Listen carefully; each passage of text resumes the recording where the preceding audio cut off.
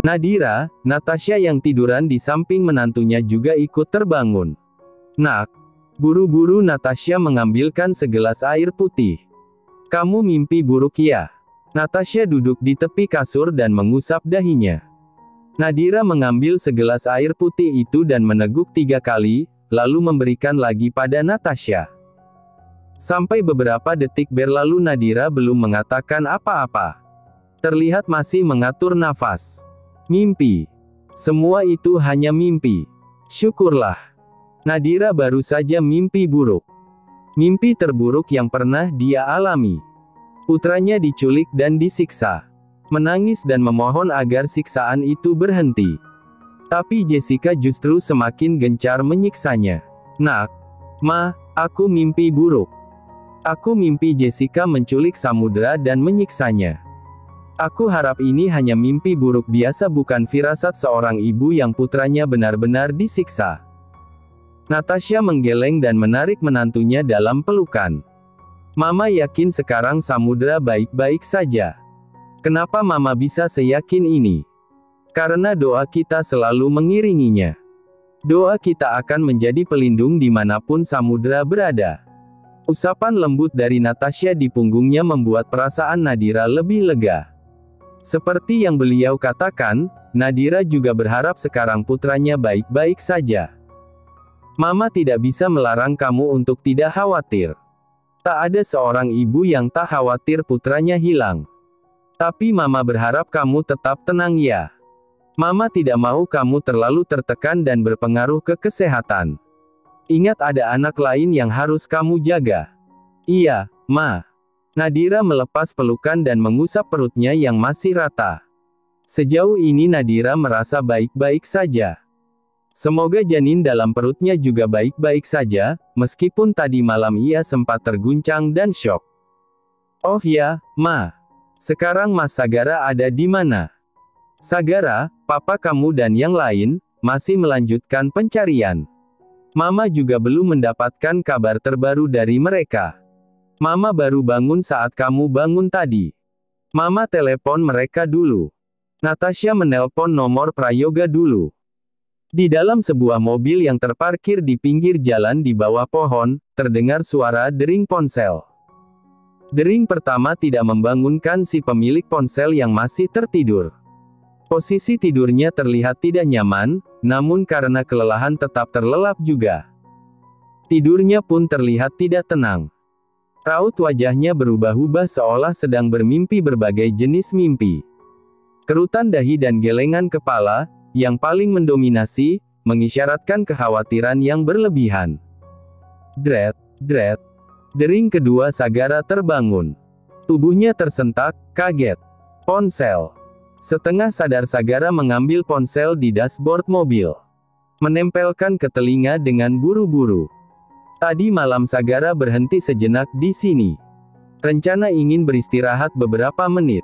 Tapi ketiduran. Sekarang sekitar pukul 7 pagi baru bangun. Mas, di mana? Kamu baik-baik saja kan? Aku masih di jalan, sayang. Aku baik-baik saja. Tapi maaf ya, aku belum bisa menemukan putra kita. Syukurlah, aku lega kamu baik-baik saja, Mas. Aku tahu kamu sudah bekerja keras mencari putra kita. Bahkan jam segini kamu masih ada di jalan. Sagara tahu Nadira juga sangat khawatir, tapi dia masih bisa tenang dan menghandle situasi dengan baik. Dan kata-katanya selalu berhasil membuat Sagara lebih baik. Kamu kembali ke rumah dulu, Mas. Kalau tidak sempat juga tidak apa-apa, yang penting kamu jaga diri. Jangan lupa makan. Aku tidak tahu akan pulang jam berapa, nanti aku kabari lagi. Aku masih ingin melanjutkan pencarian dulu ya. Aku janji, sayang. Aku akan membawa putra kita pulang. Mas. Aku tahu kamu akan membawa putra kita pulang. Kamu adalah ayah terhebat Samudra di desa. Setelah mengakhiri panggilan dengan seseorang yang Jessica sebut sebagai orang dalam, Jessica mandi dulu di kamarnya. Agar lebih fresh dan tidak emosional menghadapi Samudra nanti. Anak itu pasti semenyebalkan ibunya. Jadi, harus men-stok kesabaran tingkat tinggi. Pokoknya sampai seminggu ke depan, sampai si pembeli samudra tiba di sini, aku harus menjaga samudra dengan baik. Semakin sehat, semakin gemuk dan segar pasti harganya lebih mahal. Oke, selesai. Jessica selesai berganti baju dan memakai skincare pagi. Setelah itu bergegas menuju ke kamar samudra. Di rumah ini ada 2 kamar. Kamar utama milik Jessica dan kamar satunya untuk samudra. Samudra, seru Jessica sambil membuka pintu. Mas tidur ternyata. Apa gara-gara efek obat bius semalam? Atau jangan-jangan dia pingsan? Duh, kalau mati bisa rugi bandar. Duduk di tepi kasur, Jessica berusaha membangunkan. Samudra bangun. Samudra. Jessica menepuk-nepuk pipinya. Biasanya nih anak dibangunin pakai cara apa ya? Dulu aku sih disiram air. Tapi Samudra. Nggak mungkin anak konglomerat bangun tidur disiram air. Jadi, Jessica membangunkan Samudra selembut mungkin. Mommy. Akhirnya Samudra membuka mata dan kata pertama yang keluar dari mulutnya adalah Mommy. Sepertinya mereka sangat dekat. Dan yes, Jessica semakin senang. Semakin dekat mereka semakin menderita Nadira kehilangan putranya. Samudra bangun dulu. Jessica membantu Samudra agar duduk. Kalau bukan karena uang, Jessica tidak akan studi memperlakukan anak musuhnya selembut ini. Aku di mana? Terus kamu siapa? Di mana momiku? Jessica dengan ragu-ragu menyentuh rambut Samudra. Kenalin dulu ya, nama saya Jessica. Panggil saya Tante Jessica. Saya teman dekat Momi kamu. Sekarang kamu ada di rumah Tante. Semalam Momi dan Dedi kamu menitipkan kamu pada Tante. Kenapa dititipkan? Semalam aku ada di pesta. Karena bosan aku lari-lari sama Daisy. Terus aku bertemu perempuan memakai baju pelayan. Tapi wajahnya ditutupi masker. Tiba-tiba perempuan itu membekap mulutku, terus aku tidak ingat apa-apa. Ingatannya kuat sekali. Jessica mau tidak mau harus mencari alasan agar terdengar masuk akal. Supaya Samudra tidak memberontak selama di sini. Liah, ternyata perempuan yang semalam itu penculik. Momi dan Dedi berhasil menyelamatkan Samudra. Tapi penculik itu kabur, supaya aman Samudra dititipkan sama Tante di sini. Karena Tante adalah polisi hebat. Samudra diam dan menatap lekat wajah Jessica, seolah sedang membaca ekspresinya. Kamu tidak seperti polisi. Jessica mendelik. Kamu kurus. Polisi kan besar. Apa anak ini baru saja membody shamingnya? Mana ada kurus. Body Tante sekarang adalah body yang paling diinginkan semua perempuan di dunia ini.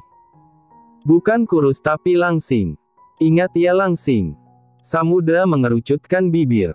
Momi sama Dedi beneran menitipkan aku sama kamu. Iya, lihat ini, Jessica menunjukkan chat yang sudah dia rekayasa sedemikian rupa agar Samudra percaya, ini chat Momi kamu. Intinya Momi kamu meminta Tante menjaga kamu di sini sampai keluarga kamu berhasil menangkap si penculik. Oh oke.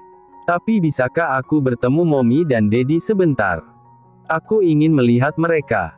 Tidak bisa, mereka harus mencari penculik yang menculik kamu. 7 hari lagi mereka ke sini menjemput kamu. Tidak akan lama. Cuma 7 hari. Sampai hari itu tiba kamu tetap di sini bersama Tante. Samudra masih terlihat tidak yakin. Aku mau tanya sesuatu. Tanya apa? Tante orang baik. Dek. Pertanyaan itu seperti anak panah yang dilesatkan dan tepat menancap di dada Jessica. Orang baik. Jessica jauh dari kata itu. Tante. Itu. Lidah Jessica mendadak keluh. Oke, aku sudah tahu jawabannya. Tante pasti orang baik. Kalau Tante bukan orang baik, tidak mungkin Momi sama Dedi menitipkanku sama Tante. Ia akan. Iya. Tante orang baik. Aku tidak mau panggil Tante. Aku mau panggil Onti Jess. Jessica membulatkan mata. Jangan sembarangan mengganti nama. Nama saya Jessica. Panggil Tante Jessica bukan Onti Jessies. Saya bukan keluarga kamu jadi panggil Onti. Tidak mau. Aku mau panggil Onti Jessies. Aish, dasar bocil menyebalkan. Setelah mandi dan merasa lebih segar, Hiro melanjutkan sarapan dengan Sonia. Pagi ini terasa berbeda. Hanya hening dan senyap. Tak biasanya dipenuhi dengan candaan, tawa, dan godaan nakal.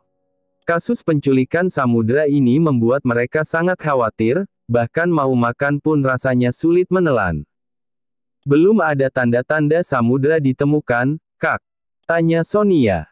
Belum. Penculik itu seolah sudah mempersiapkan penculikan ini dengan matang. Nyaris tidak ada jejak yang tertinggal. Kak, Sonia menggenggam tangan Hiro. Setiap ada masalah Kak, Hiro selalu bilang, tidak ada kejahatan yang sempurna, pasti ada 1-2 jejak yang tertinggal. Aku yakin pasti ada petunjuk tentang keberadaan Samudra. Hiro balik menggenggam tangan Sonia dan mengusap punggung tangannya dengan ibu jari. Iya, kakak akan terus mencari Samudra sampai ketemu. Maaf kalau kedepannya nanti kakak sibuk. Gak apa-apa, aku juga akan ikut mencari Samudra, Kak. Dia keponakan tersayangku juga. Hiro mengangguk. Berarti, lirik Sonia agak ragu-ragu, pernikahan kita ditunda. Mereka berencana akan menikah seminggu setelah pesta pengumuman tadi malam. Namun sepertinya kondisi dan situasi tidak memungkinkan. Sonia pun tidak masalah. Tidak apa-apa mau menikah sekarang, besok atau kapanpun, asalkan Hiro selalu di dekatnya. Aku sudah menyiapkan semuanya. Aku juga tidak mau ditunda, tapi tidak mungkin aku menikah di atas musibah adikku. Jadi, seandainya Samudra belum ditemukan sampai seminggu ke depan, kita tunda sebentar ya. Ya, Kak. Aku nggak apa-apa. Tapi aku masih bisa menciummu. Hiro mencondongkan tubuhnya dan mengecup bibir Sonia. Tak puas hanya begitu saja, Hiro menarik kekasih tersayangnya agar duduk di pangkuan. Sarapannya sambil gini, Hiro memeluk Sonia sambil menyuapkan nasi ke mulutnya. Sonia tersenyum geli dan mengecup pipi Hiro berulang kali. Kalau sudah bucin, mau keadaan seperti apapun selalu ada kesempatan untuk membucin. Pukul 10 pagi. Onti mau kemana? Ke pasar atau cari toko baju? Kamu nggak punya baju ganti? Nggak mungkin kan selama 7 hari ke depan kamu pakai baju itu-itu aja. Kenapa Mommy sama Daddy nggak bawa baju-bajuku ke sini? Jessica terhenyak sesaat. Terjebak dengan kalimatnya sendiri. Samudra ternyata jauh lebih pintar dari dugaan. Jika Jessica tidak berhati-hati, Samudra bisa curiga bahwa dialah penculik yang sebenarnya. Jessica berdeham. Karena tidak sempat. Mereka terlalu sibuk. Udah ya, jangan banyak tanya lagi. Kamu di dalam kamar saja. Tante kunci dari luar supaya kalau ada penjahat masuk, nggak bisa culik kamu. Onti. Samudra mencengkeram ujung kaos Jessica, kepalanya terdonggak dan matanya tiba-tiba menunjukkan sorot berbinar-binar. Ikut. Enggak. Ikut ya. Dibilang nggak usah ya nggak usah. Dan tepat setelah itu mata bulat berbinar-binar itu berubah murung. Jangan nangis. Samudra mencebikkan bibir ke bawah.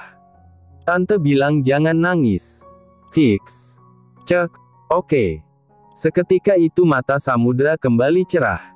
Makasih Onti. Daripada nih bocil satu menangis dan tambah repot, mau tidak mau Sonia mengajak Samudra saja.